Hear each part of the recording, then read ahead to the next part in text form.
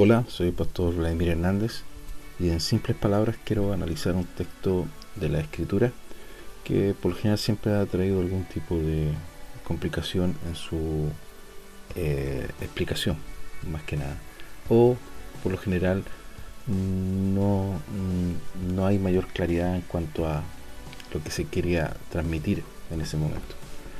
Eh, Tenemos ahora por título Hacedores de Maldad y yo creo que a lo mejor más de alguna vez has escuchado precisamente de esta palabra, más de una enseñanza, predicación, y esta está, precisamente este texto, está en el libro de Mateo, en el capítulo 7, cuando el Mesías dice lo siguiente: no todo el que me dice Señor, Señor, entrará en el reino de los cielos, sino el que hace la voluntad de mi Padre que está en los cielos.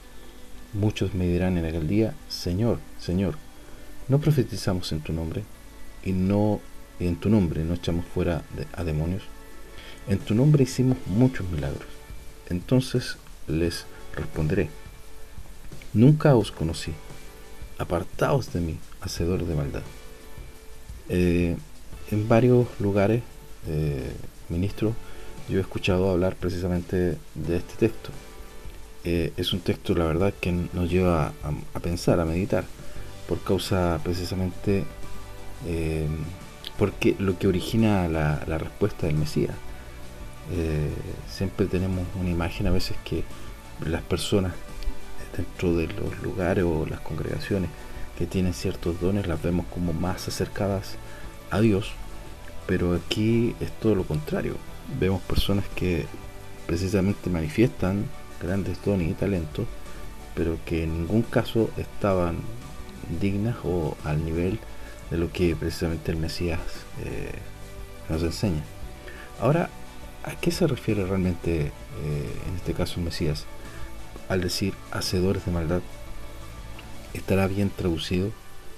¿Será realmente el mensaje que él quiere dar a conocer? ¿Será lo que realmente él dijo en ese momento? Recordemos que lo que tenemos nosotros de traducción es de traducción por sobre traducción, y en mucho tiempo se ha ido acomodando precisamente el lenguaje en virtud también de cómo este ha ido evolucionando, y por lo general muchas veces se pierde el sentido de las expresiones de lo que originalmente se trató de decir. Ahora en el nuevo pacto obviamente no tenemos textos originales, y lo más acercado quizás a los textos más antiguos, se trata, algunas editoriales tratan de mantener precisamente el concepto original, pero la gran mayoría por lo general se ha perdido ello. La pregunta es, ¿qué es maldad? O sea, ¿qué es dentro del concepto que el Mesías está aquí diciendo supuestamente que es maldad? ¿Y qué quiere decir con esta frase?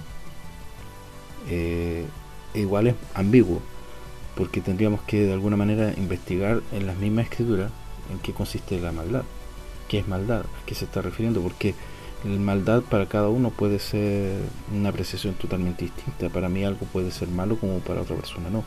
Entonces dejar esto sujeto a la evaluación de cada uno tampoco corresponde, y conforme obviamente como la escritura ha sido estructurada, hay cosas que no las deja a la decisión de nosotros. Entonces para eso debemos tener mayor claridad, sobre todo en la traducción y en lo que la palabra o las palabras estas del escrito original o del lenguaje original quieren precisamente transmitir. Entonces, estas palabras últimas, hacedor de maldad, vienen precisamente de los textos griegos. En la palabra hacedor es la palabra griega ergasomai, y la palabra ergasomai habla referente a una persona que labora o trabaja, que realiza alguna ocupación, algo cotidiano, continuo.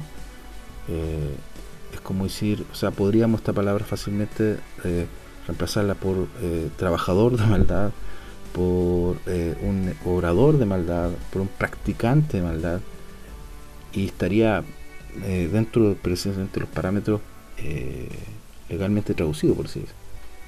Pero la palabra maldad, que se tradujo como maldad, en griego es anomía. Pero la palabra anomía no tiene nada que ver con un aspecto ético que siempre nos da la impresión de la palabra maldad.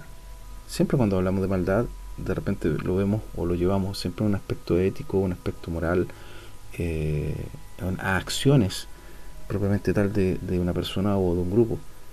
Pero aquí la palabra anomía es una palabra, más bien dicho, en un aspecto legal.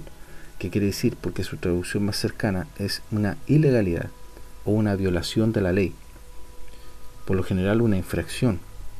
Como bien dice, infringir o iniquidad o transgredir.